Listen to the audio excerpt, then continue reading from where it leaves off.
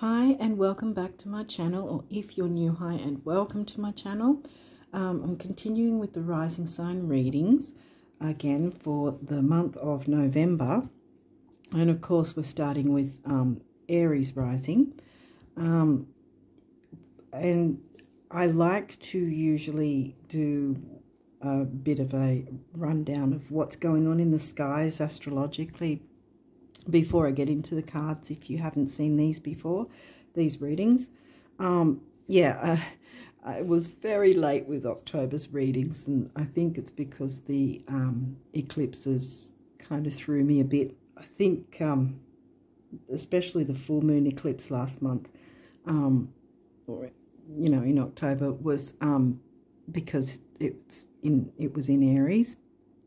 And Jupiter's also retrograding in Aries, so there's a lot of the fiery Aries energy going around, and it's kind of thrown me a bit. So, anyway, so as I said, the full moon lunar eclipse in October was in the sign of Aries, and the 2 weeks before that, the solar eclipse new moon was in Virgo, and so both of those will have a post shadow time as well, because there's the eclipse phase, but there's a pre-shadow, then there's a phase, and there's a post shadow, and that's at the very least 3 months, but it can be 3 to 6 months. What's that? So it can be 3 to 6 months either side of the actual event. And it's similar to the retrogrades in that sense, because the retrogrades also have a pre-shadow, then the retrograde, then the post-shadow. So there's 3 separate phase times, if you want to put it that way. So with that, we already knew from last month that Venus and Mercury were completely out of their retrograde phases. They're not even in their post shadow anymore. Pluto also stationed direct, and a lot of people would be going, oh, Pluto's direct now, he's not in retrograde, but he's moved into his post shadow, and because he takes 248 years, he's a very slow moving planet, which my guess is that somewhere close to the end of the year, it's going to take that much time before he'll be out of his post-shadow phase. So we're talking mid-late December. So talking of December, we'll also have Mercury retrograde in December, which we may possibly, the last 2 to 3 days of October, start feeling his pre-shadow, because he around about 2 weeks before the actual retrograde, we'll start feeling the pre-shadow, then the retrograde, and then the post-shadow. And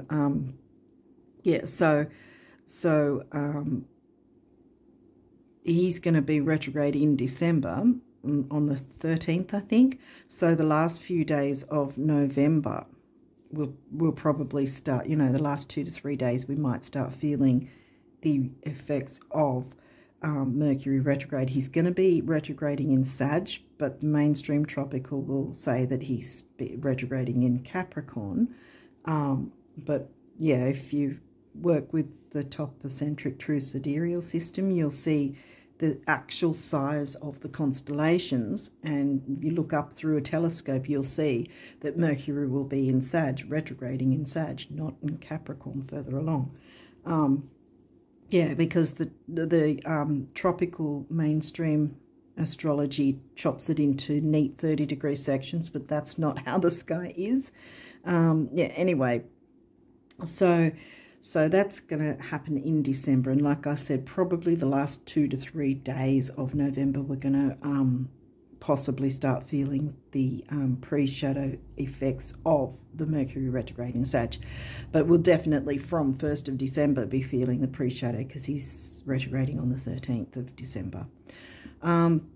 So did I already say Venus and... Yeah, I think I did. Venus and Mercury from previous retrogrades are completely out of their post-shadow now. Pluto is yeah, I think I already said that too. Oh my goodness, I told you the eclipses and the Jupiter retrograde in Aries are throwing me for a loop, because I've sort of, along with a lot of Earth, Virgo, like I always say, I have a bit of water as well. So it's sort of like the fire is like really, yeah, it's throwing me for a loop. Anyway, so Pluto's in his post shadow now. So then we've got Saturn. Saturn is on the 4th of November. He'll be stationing direct. And again, when they're stationing direct, it doesn't mean that they're completely out of their phase, because when they station direct, they move into their post shadow. So Saturn will be moving into his post shadow on the 4th of November. Neptune will be the 6th of December. Chiron will be the 27th of December. Jupiter, as I said, he's in Aries now. He'll be 31st of December when he stations direct. And then, you know, it'll be into 2024 that he'll still have his post shadow. Same with Uranus, because Uranus isn't getting out of the stationing direct, getting out of his retrograde phase 2 station direct until January, late January in 2024, 27th of January. I think I already mentioned the eclipses, and yeah, I think that's about it. I don't know how long I've been talking. I always do this. But yeah, so hopefully I haven't been talking too long, but we'll jump into the cards. I know someone, I had a comment that someone thought that I talked too much at the start.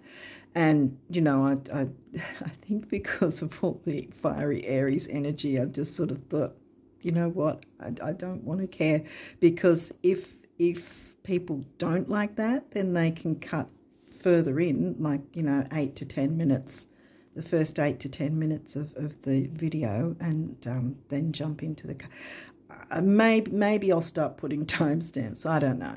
But yeah, I just sort of thought, you know what, if I don't know how many of you are astrologers or not astrologers or whatever, so I have to assume, you know, in a sense that that this is information you may not know, or at least that you can sort of corroborate in some other way or whatever. As far as I'm concerned, if I've got the information to give, I'm going to give it out, and someone's going to make, you know, someone's going to find it useful. Yeah, so anyway, that's sort of, I guess that's why I said sort of things like that were throwing me for a bit of a loop, getting me sort of more feisty than I'd usually be.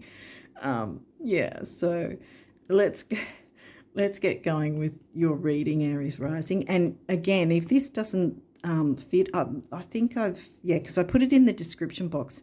If the reading doesn't seem to fit, it might be because you're going from the tropical standpoint, you know, the tropical system, where you might actually be Pisces rising or something like that. So in that sense, jump into the description box, and I've got a link in there that you can go and get your chart generated in the top eccentric true sidereal system. Then you will find far left is where the rising sign will be, and it'll show you what sign it is.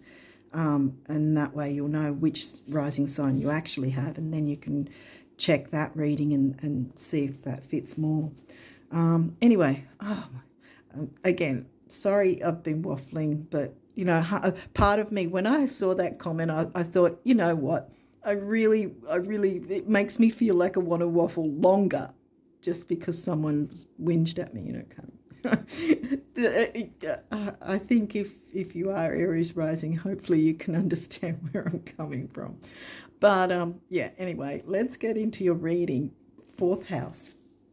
Okay, you've got a natural natal chart, so 4th house is going to be in Cancer for you, the Cancerian sign, like I like to say. Eros, okay. Well, that can be fiery too. That's about creativity and sexuality and you know, partnerships and that sort of thing.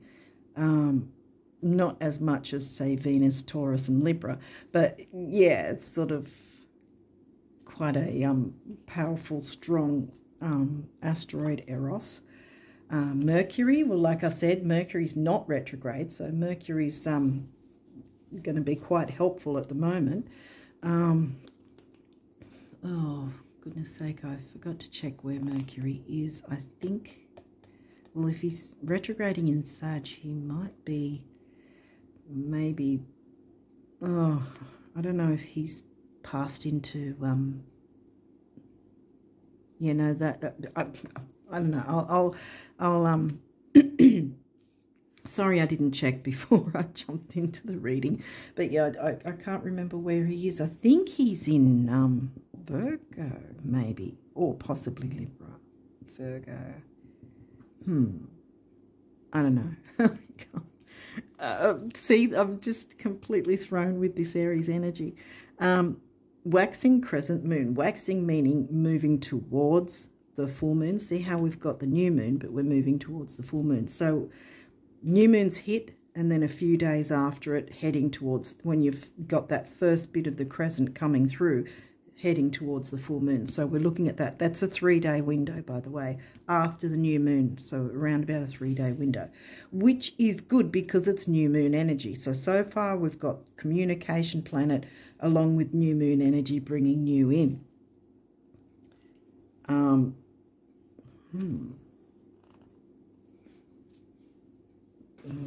wanted to say something, but I might wait until... Oh, we've got Aries. See, we've got Eros and Aries. Aries is the street fighter, known as the street fighter kind of...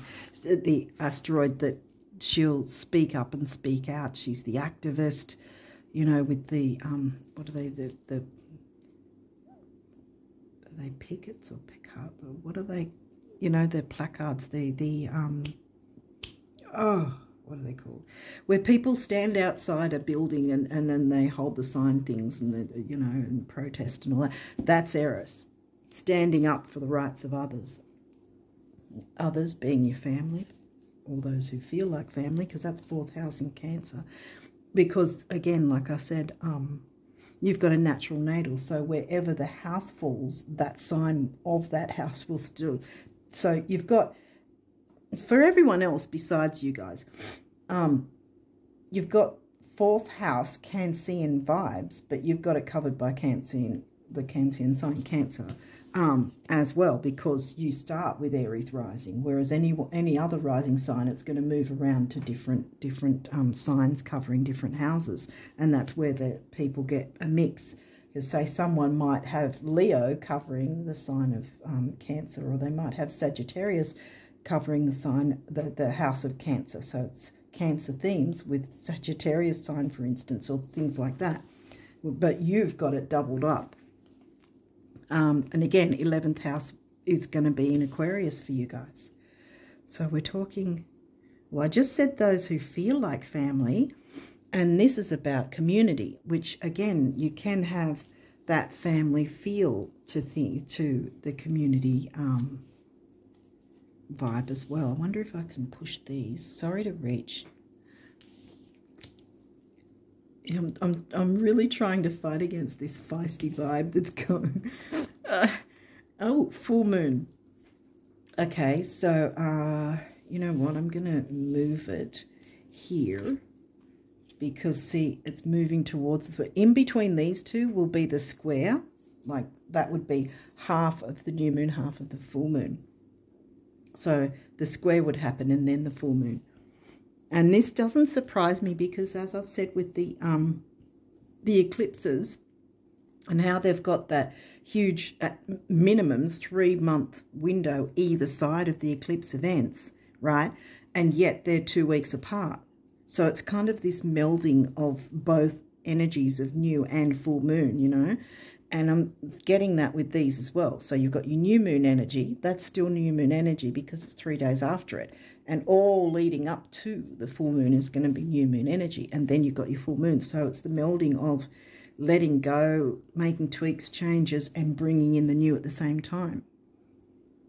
Speaking up for the rights of yourself and perhaps others, because this is You can't have a community without other people. You can't have a family without other people in some form.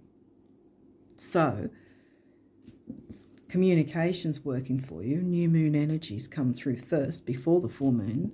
But again, like I said, the melding. So I've got the sense that everything, and this might be about creativity more so than the sexuality side. But again, that can, you know, they can meld together too, depending on what is going on for you. Capricorn, well, that's going to be in your 10th house. That's your career ambition. Saturn, well, we said Saturn's still retrograde. Well, he's going to be stationing direct on the 4th. But like I said, he'll then be, because he'll 29 something or other years, I think it is, that he moves from like one sign all the way around to it again. It's 29 something or other, I can't remember. But yeah, he's going to be stationing direct on the 4th. So from there, he'll be in his post shadow. And my guess is at least the whole of November, he'll be in his post shadow. But again, the retrogrades are not here, and the eclipses are not here to punish us. It only feels that way if we're fighting against things, or if we haven't sort of worked on whatever we're needing to work on, you know, or if there's something that we need to bring out from ourselves, or you know, like I said with how it's a bit difficult with me, because I've got all this feisty energy wanting to come through, and that's not my usual way, I guess. But in a way, it's bringing it out so that I'm not going to be a doormat kind of thing. See, new moon again. Okay, this is how we're going to do this. Sorry, I did warn you. I'm a bit feisty lately. There we go. So you can see the moon phase that way. Okay, is there any others? Pallas Athena, another asteroid. So what, you've got 3 of them. Yeah, 3 asteroids. Pallas is about weighing up the pros and cons. What's important to you, what you do and don't want, you know. Aries is about speaking up and speaking out. You've got your 2 connections there, and the communication. Standing up, speaking out, using your creativity. You've got your 10th house here, so it's probably something to do with career. That's why I felt that it wasn't so much the sexuality side, although you can, in a sense, use that for your creativity in some way. But, you know, I think it is more about the creativity part of it, because we've got community there. We've got the home family, whether that's your actual family or those who feel like family. Okay, so let's keep going and see what else comes through. 6th house, well, that's Virgo for you. The work, health, and duty area of your life. Like I said, I've got a lot of Virgo in my chart, so yeah. The fire is really hitting me hard. Aries, here we go. That's your rising sign. The energy around you is dynamic and spontaneous. Crusading, impulsive action is likely. Okay, Taurus. The energy around you shows the abundance of nature. It is rich, earthy, and productive, yet relaxed and slow. With all the Aries energy, it's hard to be slow and relaxed. This is the first time Taurus has come through, because you didn't get 2nd house. You only got 4th and 11th. And technically 10th with that sign there. With Capricorn being in the 10th house. Which is, yeah, because Taurus is covering like money, self-worth, luxury, good food, you know, that's sort of more high quality stuff. Venus the Venusian sort of, because Venus is the sign that rules the signs of Taurus and Libra. Libra hasn't come through at this point. Oh, by the way, Saturn's the ruling planet of Capricorn in 10th house. And Venus rules Taurus, Libra, 2nd and 7th house. But like I said, this is your 2nd house here. So we're talking money, self-worth, career ambition, community with those who feel like family. And there's some sort of health aspect, whether it's or duty and service, with the Virgo coming through in your 6th house. And your rising signs dropped in to join the party. So there's something going on here that you kind of need to be a bit of a star of the show sort of thing. Leo hasn't come through, but your rising sign has, and that's sort of what the world sees you as. And there's all this new moon energy before the full moon, so I think the full moon's more reiterating any drama or anything that needs to be sorted out, jumping to the energies of these three connecting with each other, these three asteroids, to clear away or do any tweaks and changes so that you can take advantage of all that new moon energy. Because see, that's what's more taking over the reading rather than the full moon energy, if that makes sense. But there's still, you know, the balance of both. Kind of like I said about the eclipses. What have we got? Oh, good. This is an aspect, semi-sextile, allowing. That's an easy aspect. The tough ones are oppositions and squares. I don't know why I like to say that sort of thing before I've pulled the cards in case something turns up. Oh, good. Sextile, opportunity. So you've got sextile and semi-sextile. See? So there's opportunity and allowing these energies to work together to your advantage and others, bringing in money and self-worth, helping boost your career and ambition, and whatever's going on in your community that feels like family perhaps, or that maybe your family is part of. Conjunction, another good aspect. The conjunction is when it's in one house, when there's different planets or nodes in one house. And it says empowerment, see? Wow, so you've got the chance to jump in with the energies of these guys, clear any negativity away, jump into the new, bring in the new, which is going to help others. Because this money and self-worth might not just be for you. It is going to be for you, but it's not. Might not just be for you. It might be to empower yourself and others, bringing in that creativity, the communicate creativity in a new way. Gemini, the butterfly, yeah, see, because Gemini and Aquarius are both the signs that are, you know, mainly the more communicative ones, the ones that, you know, yeah, well, because even Gemini is about community in a sense as well, because it's about the local groups, local travel, local communities, whereas the 11th house is the wider communities like online and all that sort of world access, all that sort of thing. Yeah, and this is saying the butterfly. So, yeah, it's sort of like fluttering around, communicating, you know, with others to bring in, yeah, working with others to bring in whatever new this is for you guys. Speaking up and speaking out, weighing up the pros and cons of whatever's going on so you can speak up about whatever that needs to either change or be implemented to make things better for everyone, empower yourself and everyone else, and look at all these good aspects that are supporting it.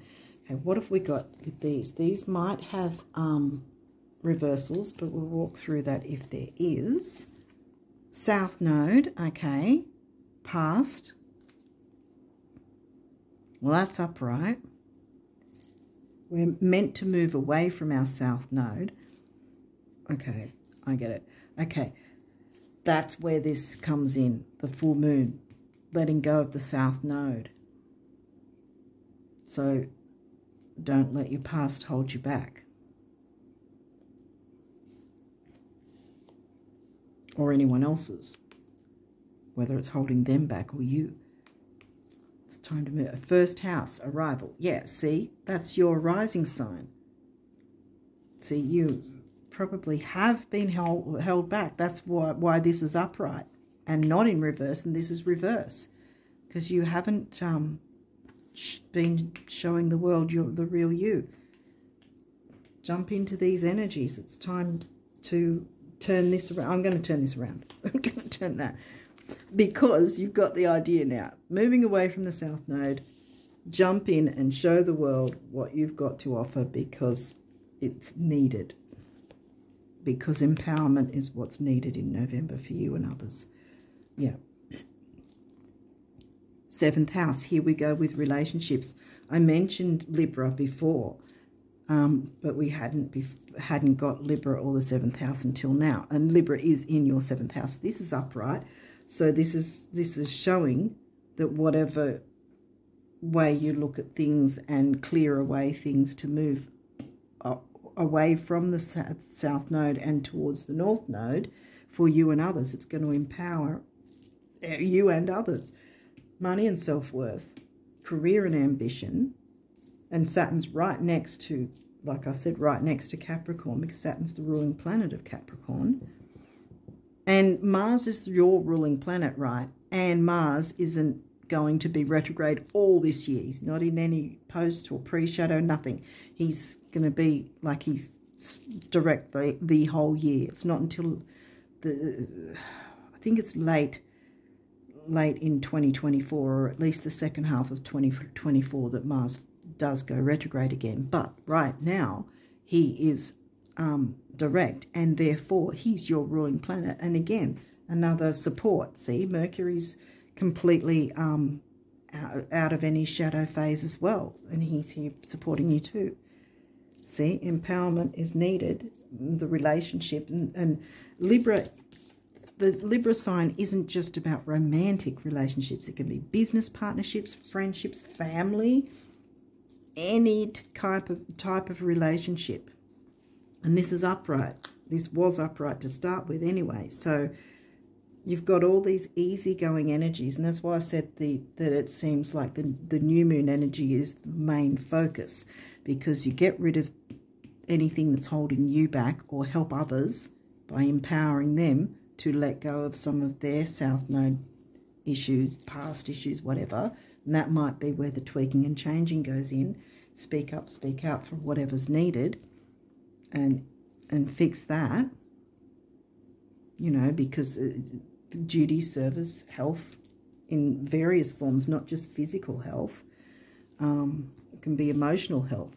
Empowerment is an emotion, you know, it's how we feel when things are, you know, going well, like, I guess, when, how do I want to explain it? Like, you get the point anyway, that empowerment is a good feeling. And so we want to work towards that. Okay, Capricorn, achieve. See, you've got that upright. So here we've got the Capricorn thing again going, the 10th house Capricorn. Career ambition. Ambition is not a dirty word. I always say that. So yeah, this is definitely something to do with career. Family may be involved, or it's career within a group that feels like family. But yeah, money and self-worth is coming in.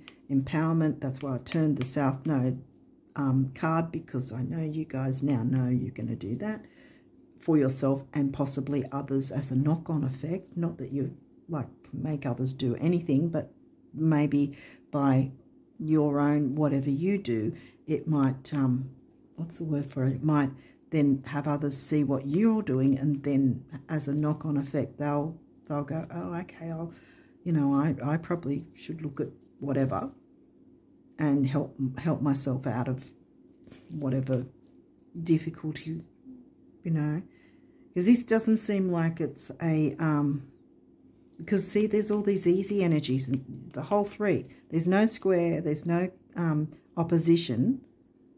So this isn't going to be anything heavy, which is why I constantly focused more on the new moon energy. So this is sort of not heavy-duty South Node issues. This is just a little bit of tweaking and changing coming along here as far as I can tell. Pisces, sensitize. Again, that was in reverse, but perhaps become either. It can become a little more sensitive to, how do I put, to other people as well, or to your own needs, you know, weighing up the pros and cons. Either way, it's in your favour. Either become sensitized to how others are, or yourself, or you've been too sensitive, and that's where you weren't. Yeah, right, because this was also in reverse, wasn't it? So you weren't showing the world yourself, so perhaps you were desensitized to your own needs, because this was upright, remember? So clear some of that out. And like I said, it's not anything really heavy-duty negative going on here. It's just a little bit of tweaking and changing. And then you can jump into your new moon energies. What is this? And it's upright. Jupiter abundance. And this is where I say with the retrogrades, just because we have certain planets in retrograde does not mean we can't get the benefits of those planets as if they weren't in retrograde. In fact, it's even stronger when they're in retrograde, because it's trying to push us to look at various things to do and ways to achieve better. Abundance wants to come in for you guys. Look at that. It's upright. I didn't have to turn that anyway. It was already upright. Okay, so what is your numerology for the Aries rises? Oh, goodness sake. Yeah, I don't really know how I've been, because you guys might be used to it, but I'm not used to all this fire energy. Yeah, but I'm trying. So is there any other numerology for the Aries risers for the month of November? I think there isn't. I think it's, wow. Okay, let's have a look at what that one was. Ooh, forgiveness. There you go. Yeah. Weighing up the pros and cons. Forgiveness. Throat chakra. Speaking up and speaking out. See? Purple, that could be crown and possibly the third eye. 9, big beginnings, big endings and spirituality. Big beginnings, big endings with still in the doorway of the eclipses. And then this number 6, temporary opportunity. Again, I always say, doesn't mean it'll never come back, but it's here now. Grab hold of it. Work some of those tweaks, the smaller South Node issues that you can work through, that, because this isn't giving me deep, heavy energy, because the South Node issues often are very right back from childhood or whatever, but this could be, although it could be still from that, but it's not really deep, heavy things. It's certain things that is workable, that you can work through quite easily with all this easy energy, using the 3 asteroids together. And yeah, so this was the only one here. Forgiveness of yourself, if there's, perhaps you've been too hard on yourself and you sort of need to do it in that way, or forgiveness of a situation if it didn't work out that well. Because we've had so much retrograde energy, it's pretty hard for no one to be affected, and it can be frustrating to try and move forward if we're not really sure how it's affecting us. Yeah, okay, so what does the universe want you to know about abundance for November for the Aries risers? What messages can we get from the universe for Aries rises for abundance. We're going to get messages. I don't care. Hopefully I'm not going to be 3 hours waiting to get messages. Yeah, this fire energy, guys. I don't know how you guys deal with it, but anyway. Yeah. So what have we got? We've got it. Oh, they're all going all over the place. Abundance messages.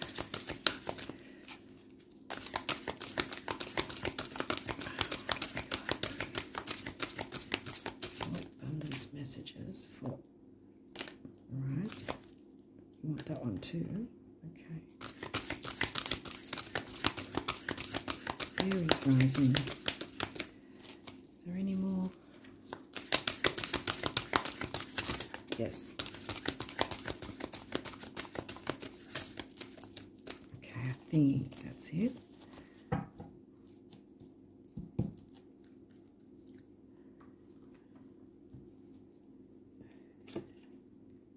think that's upside down. Yeah. Wait, is that upside? Yeah. Oh, they're all upside down. Okay. These don't have reversals, by the way. So don't need to worry about that. Okay, so got this one. And it says, quick, what's the shortest distance between have and have not? Right. What distance? You're there, the universe. Exactly. You are there. I don't know if you can see it. Is it off camera? Goodness. Oh. Sorry if it's off camera. I didn't mean that. But yeah, I'll have to try and look at the camera for the next readings. See what I've done wrong.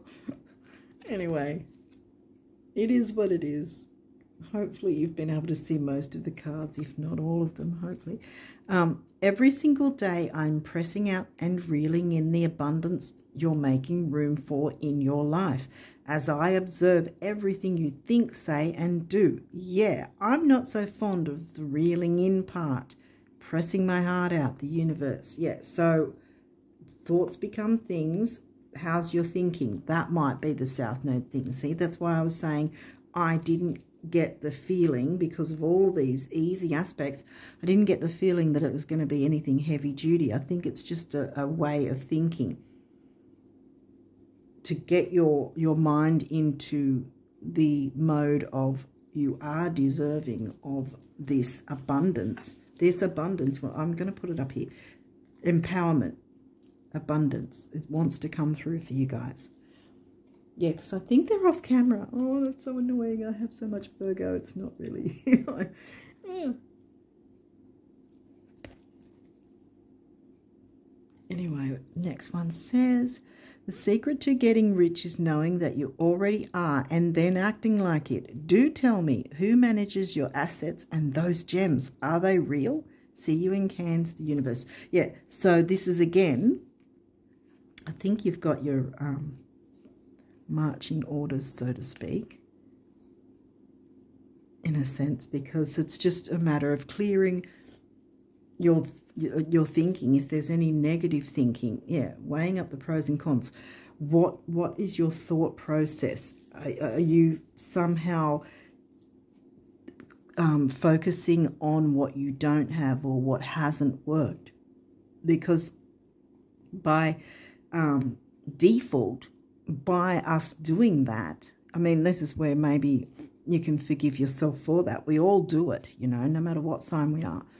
But by focusing on the things that haven't worked, we're actually bringing in more of that, because that's the energy we're putting out, you know.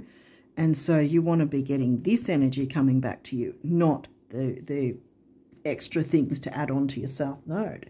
So, yeah, I think it's about maneuvering your way of thinking and making yourself realize that you are deserving of abundance. See, abundance is here and here. See, Taurus is Venus ruled, and Taurus is the one about money and abundance, whereas the Libra is more about the relationship. But you had both Venus ruled signs and houses here. But yeah, I think it's a matter of perhaps by you, again, like I was saying with the knock-on effect thing, by you working on your own perceptions of what you do and don't deserve. So, in essence, letting go of the feeling and thinking that you don't deserve things, whether you realised you were thinking that way or not. We do it by default sometimes too, you know. We worry about, oh, this isn't working, that isn't working, but then it brings in more of what's not working, and we don't need that. So, yeah, I know I'm going over and over like this, but yeah, I'm too feisty to worry about that right now. But yeah, so I think you've got the idea. Clear away that sort of thinking. Therefore, it might, as I said, the knock-on effect might help others to go, oh, okay, I'll see what they're doing. It's helping them. I should do the same thing. You know, not that you're telling them what to do, but, you know, by your actions, they're seeing that and then wanting to give it a try themselves in that sense, if that makes sense. And therefore, it's empowering you and others. Others, remember, the community feels like family, you know. You're clearing away the negativity so you can bring in that creativity of the new moon. Okay, let's see now what the guardian angels want you guys to know. Yeah, abundance is coming in for you guys for November. Yay. I think I heard somewhere that November is probably going to be one of the best months of this year, actually. Not entirely sure December will, because, yeah, well, we've got the retrograde, Mercury retrograde in December. Oh, goodness. I'm just waffling on. See, I don't want to care that I'm waffling on so much, as long as it's not 3 hours. And as long as I'm not just waffling on about any rubbish, you know, like, say, if I was talking about news topics or rubbish like that.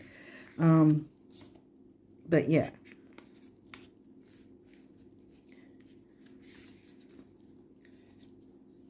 Yeah, I'm not used to the fiery energy like you guys are.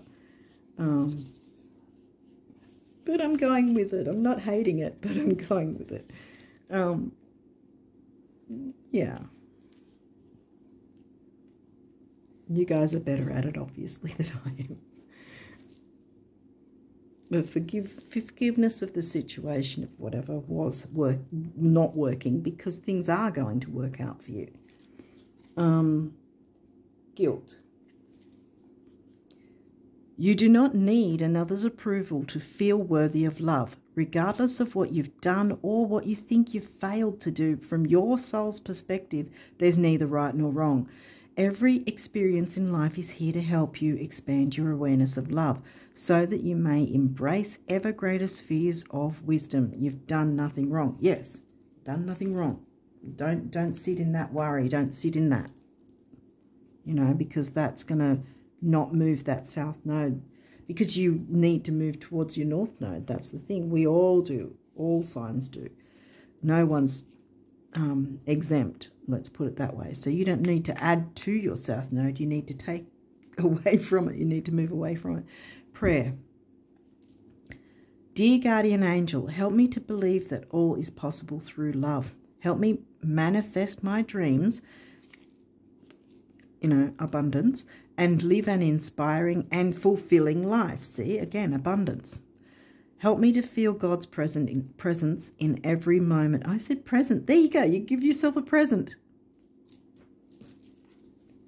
You probably haven't. You've probably been working yourself to the bone probably and haven't really had a bit of luxury for yourself. That might be a thing too. Help me to feel God's presence in every moment. Help me feel eternally loved. Thank you for being always by my side. Believe. Be open to all possibilities and opportunities. Who had opportunity? Someone did. There, sextile opportunity. Told you. Let go of preconceived ideas. Let go. There is nothing to fear. You are constantly surrounded by love. Start to believe in yourself and trust your instincts. Wondrous possibilities and opportunities abound, provided you are flexible and retain an open heart and mind. Believe all is possible. Yes, it is.